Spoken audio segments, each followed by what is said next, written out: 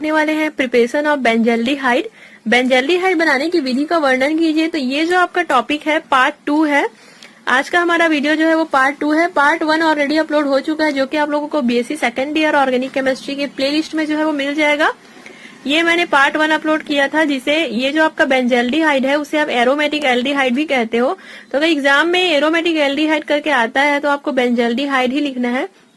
यहाँ पे मैंने आप लोगों को पहले पार्ट में 3 रिएक्शन के बारे में बताया हुआ था, Gattermann coach reaction, Gattermann aldehyde synthesis और इटार रिएक्शन।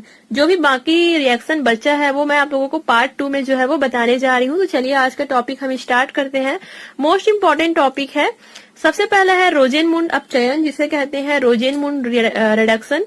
दूसरा है आपका रीमर टाइमन अभिक्रिया, जिसे हम कहते हैं रीमर टाइमन रिएक्शन। तो ये जो आपका रीमर टाइमन रिएक्शन है वो मैं आप लोगों को पहले ही बता चुकी हूँ। जहां तक आप लोगों को याद होगा, मैंने आप लोगों को फिनॉल के चैप्टर में बताया हुआ था। Phenol BSc second year organic chemistry unit 1 या यूनिट 2 फिनॉल चैप्टर में, जिसमें रीमर टाइमर रिएक्शन भी है। तो वहां भी मैंने ये रीमर टाइमर रिएक्शन जो है वो बताया हुआ है। तो अगर आप रीमर टाइमर रिएक्शन का नोट्स बना चुके हो तो जो मैं वीडियो बताऊंगी थोड़ा सा स्किप कर देना। और तीसरा है आपका स्टीफन रिएक्शन। तो यहाँ पे विथ मैकेनिज्म सारे रिएक्शन जो है वो मैं एक्सप्लेन करूंगी। तो सबसे पहला वाला जो इजी रिएक्शन है रोजेनमुंड अपचयन, ये जिसे हम कहते हैं रोजेनमुंड रिडक्शन, वो मैं आप लोगों को बता देती हूँ। केवल इतना ही है, इसमें मैकेनिज्म की उतना ज्यादा नीड नहीं है, काफी इजी रिएक्शन है। तो यहाँ पे हम स्टार्ट करते हैं। सबसे पहले आपको लेना है बेंजाइल क्लोराइड। यहाँ पे आप देख रहे हो C6H5 C double bond O और Cl। उसका रिएक्शन हमें जो है वो H2 के साथ कराना है कैटलिस्ट के प्रेजेंस में। मतलब यहाँ पे हम लोगों ने प्रेरक लिया हुआ है PbBaSO4। इस कैटलिस्ट के प्रेजेंस में जो है वो हमें इसका जो है वो रिएक्शन कराना है। उसके बाद हमें जो है वो बेंजल्डिहाइड प्राप्त हो जाएगा। तो इसमें क्या होगा, जैसे हम इस बेंजाइल क्लोराइड का रिएक्शन जो है वो H2 के साथ कराते हैं, तो इसमें का जो एक H है वो Cl के साथ जुड़ करके HCl के रूप में जो है वो बाहर निकल जाते हैं, और एक H जो है वो ये Cl का जो है वो स्थान ले लेते हैं। मतलब यहाँ पे Cl की जगह आपको H लिखना होगा, और ये जो Cl है वो एक H के साथ HCl के रूप में जो है वो बाहर निकल जाएगा। मतलब जो आपका फाइनल प्रोडक्ट बनेगा वो है C6H5 C double bond O और H। मतलब ये जो Cl था उसकी जगह पे ये H आ गया है। तो ये आपका जो है वो ये जो है वो आपका बेंजल्डिहाइड बन गया। तो इसका डेफिनेशन आप देख लीजिए। जब बेंजाइल क्लोराइड का रिएक्शन H2 के साथ PbBaSO4 के प्रेजेंस में, कैटलिस्ट के प्रेजेंस में कराते हैं, तो हमें बेंजल्डिहाइड जो है वो प्राप्त होता है। इसे ही रोजेनमुंड अपचयन जो है वो कहते हैं। तो काफी इजी रिएक्शन है, 1 लाइन में ही है। इसके मैकेनिज्म की आपको आवश्यकता ही नहीं है, क्योंकि केवल यहीं पे आपको जो है वो समझना है। तो क्लियर हुआ आप लोगों को रोजेनमुंड रिडक्शन जो है वो क्या होता है। अब हम दूसरा स्टार्ट करेंगे, रीमर टाइमन अभिक्रिया। स्टार्ट करते हैं सेकंड रिएक्शन, रीमर टाइमन अभिक्रिया। रीमर टाइमन रिएक्शन ये आप लोगों ने फिनॉल के चैप्टर में इसलिए पढ़ा हुआ था क्योंकि यहाँ पे हम फिनॉल के हेल्प से जो है वो एल्डिहाइड का जो है वो फॉर्मेशन करने जा रहे हैं। तो यहाँ पे जो हमारा एल्डिहाइड बनेगा वो फिनोलिक एल्डिहाइड होगा। मतलब यहाँ पे अभी तक आप देख रहे हो ये जो CHO है वो यहाँ पे होता था, लेकिन यहाँ पे आपका OH ग्रुप भी जो है वो जुड़ा हुआ है। मतलब ये आपका है हाइड्रोक्सी एल्डिहाइड, जिसे आप कहते हो सैलिसिल्डिहाइड। तो फिनॉल के हेल्प से आपको सैलिसिल्डिहाइड जो है वो बनाना है। ये जो आपका रिएक्शन होता है वो रीमर टाइमन रिएक्शन कहलाता है। यहाँ पे हमें 2 प्रोडक्ट और लेना है। वो है सबसे पहला क्लोरोफॉर्म CHCl3, जिसे हम कहते हैं क्लोरोफॉर्म, और हमें यहाँ पे कोई भी बेस लेना है। जैसे कि यहाँ पे हम लोगों ने NaOH लिया हुआ है, जिसे क्षार भी कहते हैं हम, क्षार विलयन हमें जो है वो यहाँ पे लेना है। तो डेफिनेशन देख लेते हैं। मैकेनिज्म जो है वो 3 स्टेप में इसका होगा, मैकेनिज्म भी बताऊंगी।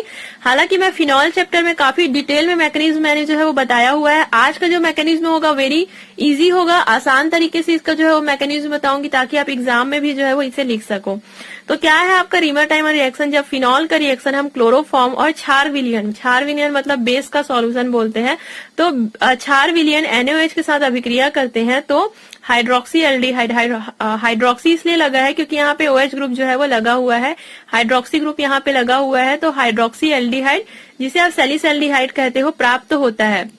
इस अभिक्रिया को रीमर टाइमन रिएक्शन कहते हैं। यहाँ तक क्लियर हुआ आपका। फिनॉल लेना है हमें, क्लोरोफॉर्म लेना है और बेस लेना है। इतने का रिएक्शन कराएंगे आपको सैलिसैल्डिहाइड मिल जाएगा। तो चलिए स्टेप नंबर 1 स्टार्ट करते हैं। सबसे पहले आपको स्टेप नंबर 1 में ये जो है NaOH और CH का आपको जो है वो रिएक्शन कराना है। ये दोनों का आपको रिएक्शन कराना है, उसके बाद हमें इंटरमीडिएट प्रोडक्ट प्राप्त होगा।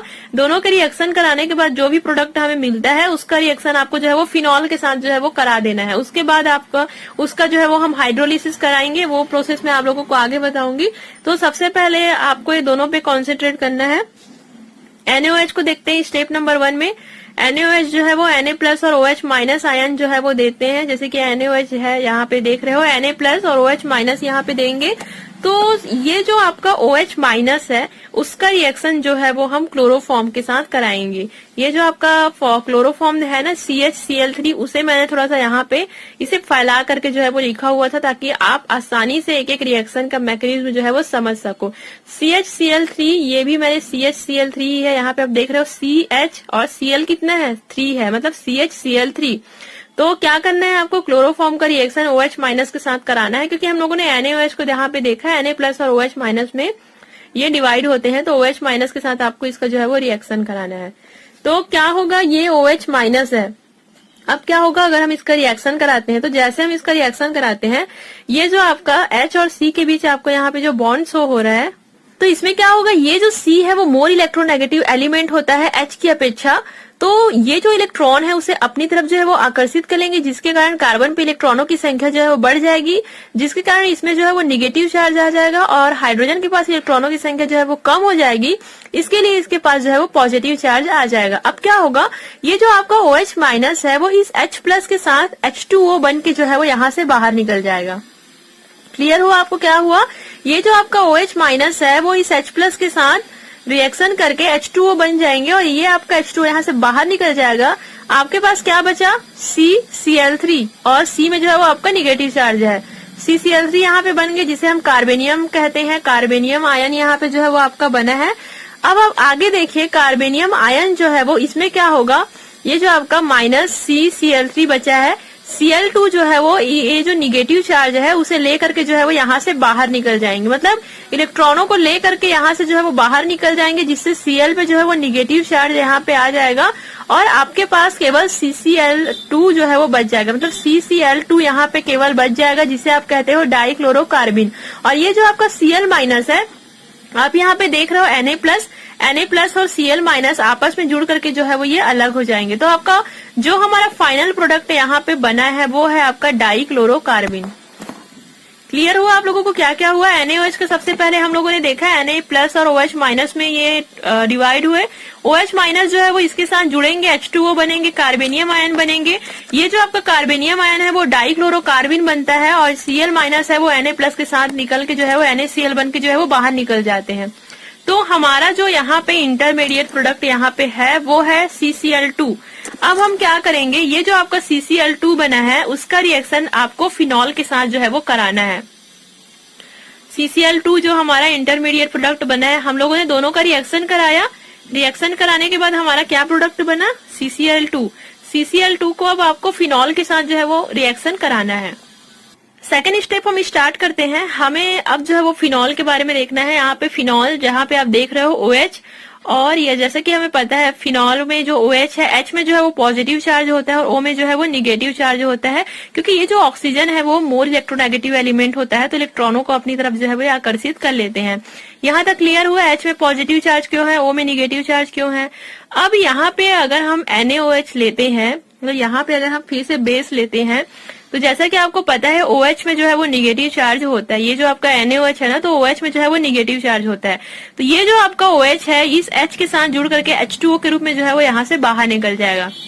मतलब आपके पास ये जो फिनॉल था केवल यहाँ पे -O करके जो है वो बच गया, जिसे हम फिनॉक्साइड आयन भी कहते हैं। तो ये जो आपका -O है जिसे हम फिनॉक्साइड आयन कहते हैं, इसका रिएक्शन आपको CCl2 के साथ कराना है। मतलब जो हमारा इंटरमीडिएट प्रोडक्ट बना था ना CCl2, उसका रिएक्शन अब आपको इस आयन के साथ जो है वो कराना है। तो इसका रिएक्शन कराने पे क्या होगा, ये जो आपका CCl2 है वो इसके साथ आकर के जो है वो चिपक जाते हैं। कहने का मतलब है CCl2 यहाँ पे आकर के जो है वो जुड़ जाते हैं, इसके ऑर्थो पोजीशन में आकर के जुड़ जाते हैं। तो जैसा कि आपको पता है ये जो आपका फिनॉल, ये जो आपका रिंग है, रिंग के प्रत्येक कोनों में H जो है वो प्रेजेंट होता है। H प्रेजेंट होता है तो यहाँ पे आपका बन जाएगा CHCl2 और O में जो है वो निगेटिव चार्ज है। क्लियर हुआ क्या क्या हो यहाँ पे? हमें जो हमारा इंटरमीडिएट प्रोडक्ट प्राप्त हुआ था CCl2, उसे जो है वो फिनॉल के साथ जब हम रिएक्शन कराते हैं तो हमें समथिंग इस प्रकार का कंपाउंड जो है वो प्राप्त होता है, जहाँ पे CHCl2 जो है वो इसके बेंजीन रिंग में जो है वो ऑर्थो पोजीशन में जो है वो जुड़ा हुआ है। यहाँ देन हम थर्ड स्टेप स्टार्ट करते हैं। ये जो आपका CHCl2 है उसे हम लोगों ने यहाँ पे थोड़ा सा फैला करके लिखा हुआ है। जब हम इसे थोड़ा सा फैला करके लिखेंगे तो हम इसे इस प्रकार से लिखेंगे CH और ClCl। अब हम जो है वो बेस के साथ इसका रिएक्शन कराते हैं 2NaOH। तो यहाँ पे आप देख रहे हो 2Na है और यहाँ पे 2 Cl है, तो 2NaCl के रूप में ये यहाँ से जो है वो बाहर निकल जाएंगे। तो आपके पास क्या बच गया? CH और ये जो OH है, जैसे कि आपको पता है 2OH है, तो ये जो आपका 2OH है वो इस कार्बन के साथ आकर के जो है वो जुड़ जाएंगे। तो समथिंग इस प्रकार से आपका प्रोडक्ट बना। ये जो आपका CH है, CH को मैंने डायरेक्ट ऐसा लिख दिया है, CH और OH। और जैसा कि आपको पता है कि अगर 2 OH ग्रुप अगर एक साथ होते हैं तो ज्यादा देर तक टिकते नहीं है, वो H2O के रूप में जो है वो यहाँ से वाटर का जो है वो फॉर्मेशन करते हैं और H2O के रूप में यहाँ से जो है वो बाहर निकल जाते हैं। तो आपके पास क्या क्या बच गया? O- और CHO। तो यहाँ पे H+ प्रोटॉन लेंगे जो O के साथ जो है वो जुड़ेंगे और OH बन जाएगा आपका, और CHO, मतलब यहाँ पे आपका सैलिसैल्डिहाइड जो है वो प्राप्त हमें जो है वो हो गया। तो यही है आपका reamer timer reaction. Very easy reaction है, 3 स्टेप में जो है वो आपको देखना है। क्लियर हुआ आप लोगों को? तो चलिए अब हम लास्ट रिएक्शन जो है वो देख लेते हैं। उसके बाद हम लास्ट रिएक्शन देखते हैं, स्टीफेन रिएक्शन। तो यहाँ पे आपको लेना है एरिल साइनाइड C6H5Cn और SnCl2 और HCl के प्रेजेंस में आपको इसका जो है वो रिएक्शन कराना है। रिएक्शन कराने के बाद आपको समथिंग इस प्रकार का प्रोडक्ट जो है वो मिलेगा। जब हम इस प्रोडक्ट का जो है वो H2O के साथ, मतलब इसका जब हम हाइड्रोलिसिस की क्रिया कराते हैं, जल अपघटन की क्रिया कराते हैं, तो आपको बेंजल्डिहाइड जो है वो मिल जाता है। तो आखिर ये सब कैसे हुआ, इसी चीज के बारे में यहाँ पे बहुत छोटा सा ही मैकेनिज्म है, केवल इतना ही आपको समझना है। मैकेनिज्म ज्यादा इसका लेंथी नहीं है। तो चलिए हम स्टार्ट करते हैं। सबसे पहले तो आपको क्या करना है, SnCl2 और HCl का जो है वो आपको रिएक्शन कराना है। SnCl2 और HCl का जो है वो आपको पहले रिएक्शन कराना है, उसके बाद हम जो है वो ये वाला प्रोडक्ट जो है वो बनाएंगे। तो चलिए कैसे बनता है उसको देखते हैं। SnCl2 और HCl का आपको यहाँ पे रिएक्शन कराना है। 2HCl हम लोगों ने यहाँ पे लिया हुआ है। ओके, तो अब क्या होगा, ये जो आपका, जैसा कि आपको पता है यहाँ पे Cl जो है वो 2 है, 2 Cl यहाँ पे प्रेजेंट है। तो ये आपका 2 Cl यहाँ, मतलब SnCl4 यहाँ पे बन जाएगा, SnCl4, और यहाँ पे केवल आपका 2H जो है वो बच गया है। तो हम इसे 2H+ करके जो है वो लिख देंगे, मतलब यहाँ पे आपका SnCl4 जो है वो बना हुआ है। यहाँ तक क्लियर हुआ। अब एक चीज और देखते हैं, Sn में जो है वो +2 चार्ज है और यहाँ पे हम देखते हैं Sn में जो है वो +4 चार्ज है। इसका मतलब क्या हुआ, ये जो आपका Sn+2 चार्ज है वो Sn+4 चार्ज में जो है वो चेंज हो रहा है। तो ये चेंज तब होगा जब यहाँ से जो है वो 2 इलेक्ट्रॉन जो है वो रिलीज होंगे, मतलब यहाँ से 2 इलेक्ट्रॉन और निकलेंगे तभी यहाँ पे +4 होगा। मैंने आपको ऑक्सीडेशन और रिडक्शन का जो रिएक्शन है वो मैंने आप लोगों को बताया हुआ है। अगर यहाँ पे +2 है, Sn+2 है, यहाँ से अगर हम 2 इलेक्ट्रॉन निकाल देते हैं तो ये +4 हो जाएगा। प्लस मतलब क्या समझते हैं आप, यहाँ पे इलेक्ट्रॉनों की जो है वो कमी होती है। जैसे जैसे इलेक्ट्रॉनों की कमी होती जाती है, चार्ज आपका जो है वो बढ़ते जाता है। तो जैसे हम यहाँ से 2 इलेक्ट्रॉन निकाल देंगे, Sn जो है वो +4 यहाँ पे हो जाएगा। यहाँ पे आपको रिएक्शन समझ आया, मतलब यहाँ पे 2 इलेक्ट्रॉन जो है वो रिलीज हो रहा है। तो यही 2 इलेक्ट्रॉनों का यहाँ पे काफी बड़ा रोल है। तो चलिए देखते हैं। ये जो आपका C6H5Cn है, आप इसे ऐसा भी लिख सकते हो। कहने का मतलब है कि जैसा कि आपको पता है C और N के बीच यहाँ पे जो है वो ट्रिपल बॉन्ड जो है वो प्रेजेंट है। क्लियर हुआ आपको क्या है, C और N के बीच जो है वो ट्रिपल बॉन्ड यहाँ पे प्रेजेंट है। अब आगे क्या होगा, ये जो आपका नाइट्रोजन है वो मोर इलेक्ट्रोनेगेटिव एलिमेंट है कार्बन की अपेक्षा, मतलब इनकी जो विद्युत ऋणात्मकता है वो कार्बन की अपेक्षा ज्यादा होती है। तो ये क्या होगा, बॉन्ड जो है वो शिफ्ट हो जाएगा, मतलब ये जो आपका ट्रिपल बॉन्ड दिख रहा है ना वो केवल सिंगल बॉन्ड रह जाएगा। और ये जो नाइट्रोजन है इलेक्ट्रॉनों को क्योंकि अपने तरफ जो है वो आकर्षित कर लेंगे तो इनके पास एक्स्ट्रा इलेक्ट्रॉन जो है वो आ जाएगा, मतलब यहाँ पे नाइट्रोजन में जो है वो निगेटिव चार्ज आ जाएगा और कार्बन में जो है वो पॉजिटिव चार्ज आ जाएगा। क्योंकि नाइट्रोजन के पास इलेक्ट्रॉनों की संख्या बढ़ गई और कार्बन के पास इलेक्ट्रॉनों की संख्या जो है वो कम हो गई, इसलिए नाइट्रोजन में निगेटिव चार्ज और कार्बन में जो है वो पॉजिटिव चार्ज। लेकिन क्या होगा, यहाँ पे आप देख रहे हो 2 इलेक्ट्रॉन यहाँ पे ऑलरेडी मौजूद है।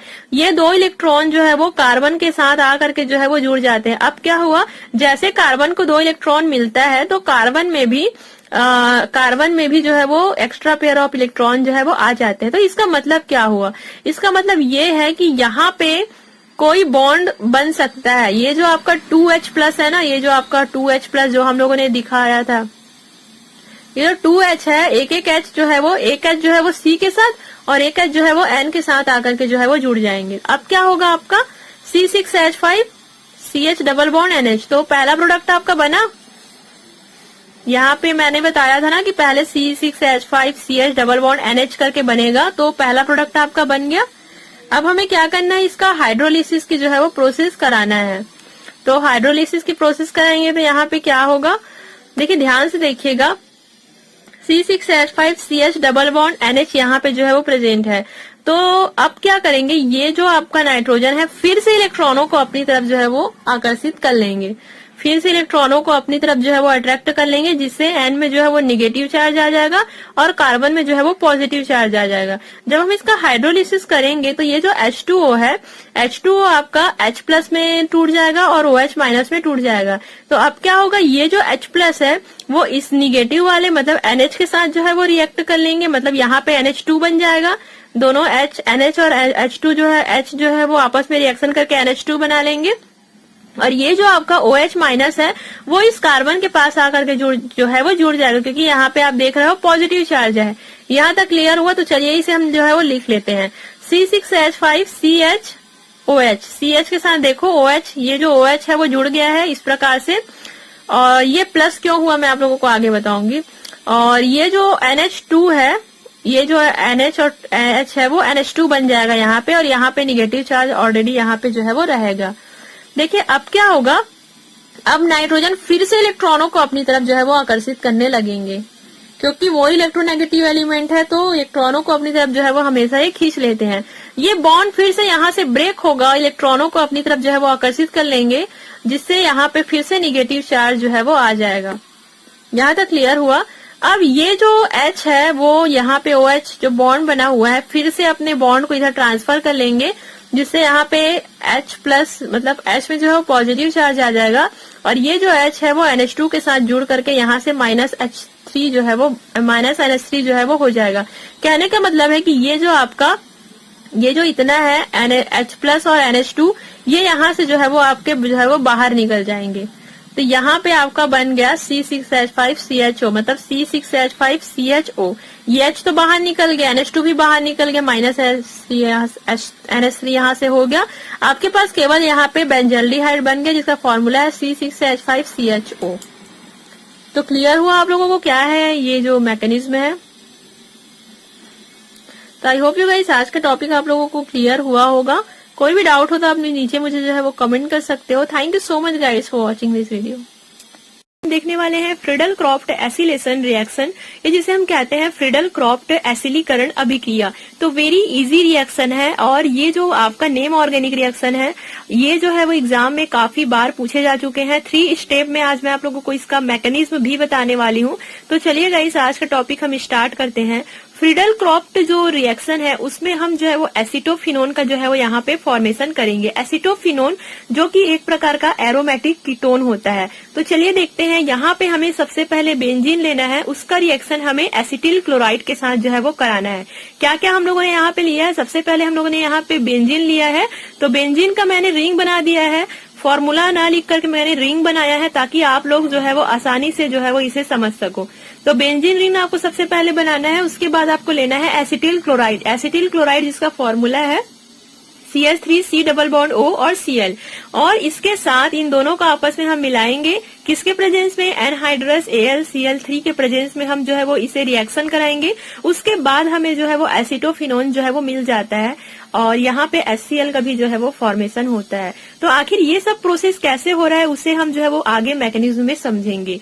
एक चीज और, इसे हम जो है वो एसिलेशन रिएक्शन क्यों कहते हैं, एसिलीकरण की क्रिया इसे क्यों कहते हैं, क्योंकि बहुत ही सिंपल है। ये जो आपका ग्रुप शो हो रहा है CH3C डबल बॉन्ड O, जैसे कि यहाँ पे आप देख रहे हो बेंजीन रिंग के साथ आकर के जो है वो जुड़ चुके हैं। मतलब C डबल बॉन्ड O और ये CH3 है वो इस बेंजीन रिंग में जो है वो आकर के जो है वो जुड़ गए हैं। तो ये जो बेंजीन रिंग में इस ग्रुप की जुड़ने की जो क्रिया होती है, जो भी आपका प्रोसेस होता है, उसे ही हम एसिलेशन की क्रिया जो है वो कहते हैं, या एसिलेशन का जो प्रोसेस है उसे हम कहते हैं। तो क्लियर हुआ। तो एक एक करके हम इसका मैकेनिज्म समझेंगे कि आखिर ये सब रिएक्शन जो है वो क्यों हो रहा है, कैसे हो रहा है।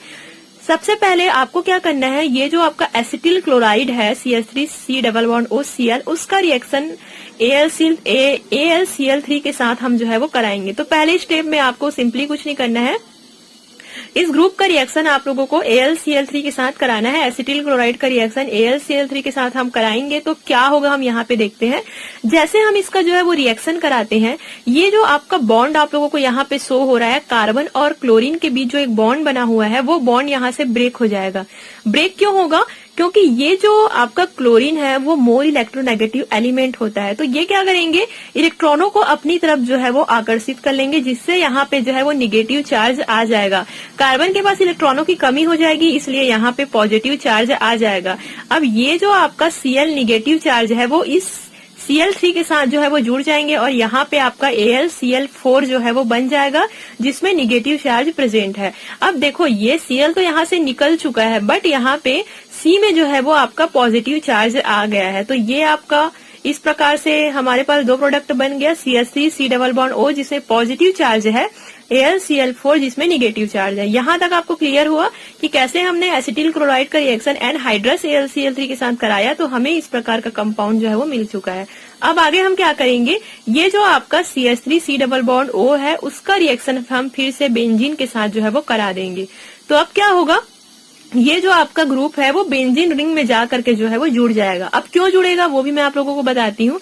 यहाँ पे आप बेंजीन रिंग में देख रहे हो, ये जो बॉन्ड है इस तरफ जो है वो ट्रांसफर हो जाएंगे, इस तरफ अगर शिफ्ट होते हैं तो ये वाला जो आपका पॉइंट है वहां पे जो है वो निगेटिव चार्ज आ जाएगा।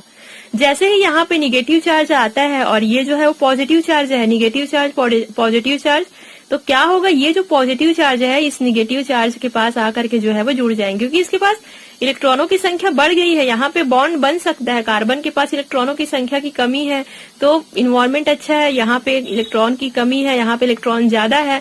तो अब क्या करेंगे, दोनों आपस में इलेक्ट्रॉनों की साझेदारी करके ये आपस में जो है वो यहाँ पे बॉन्ड बना लेंगे। तो अब क्या हुआ, ये जो आपका ग्रुप है इसके ये वाले एरिया पे आकर के जो है वो बॉन्ड बना लेते हैं, C double bond O CH3। तो यहाँ तक आप लोगों को क्लियर हुआ।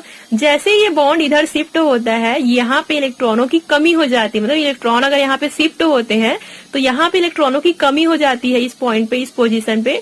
तो यहाँ पे आपके ऑर्थो पोजीशन पे जो है वो प्लस चार्ज यहाँ पे आ जाता है। इतना आप लोगों को क्लियर हुआ। अब दूसरे स्टेप में हमारा क्या प्रोडक्ट बन गया, इस टाइप से कुछ बना है। अब हम आगे देखेंगे, यहाँ तक तो आपको हो गया। अब ये जो AlCl4 निगेटिव जो बचा है ना, उसका अब यहाँ पे रोल आएगा।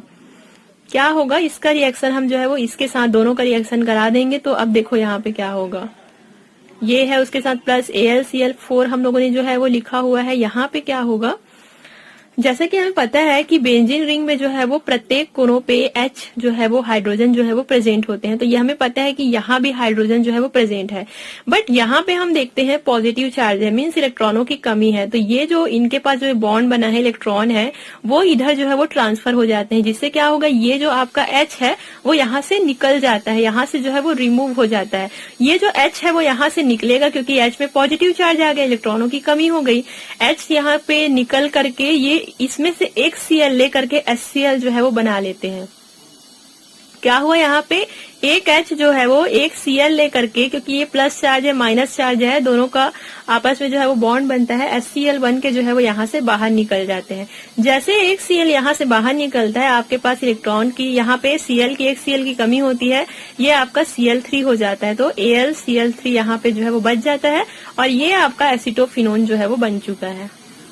यही तो आपका एसिटोफिनोन का फॉर्मूला है। तो समझ आया आप लोगों को मैकेनिज्म। ये जो है आपका एसिटोफिनोन है, ये हमारा जो है वो बन गया।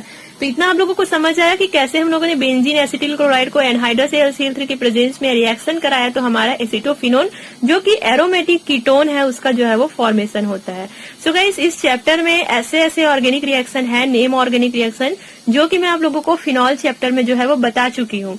तो जो रिएक्शन मैं आप लोगों को इस चैप्टर में नहीं बताऊंगी वो आप लोग जो है वो फिनॉल वाले चैप्टर में जाकर के देख लेना। BSc second year organic chemistry में आपको सारे नोट्स जो है वो इसके मिल जाएंगे। तो thank you so much guys for watching this video.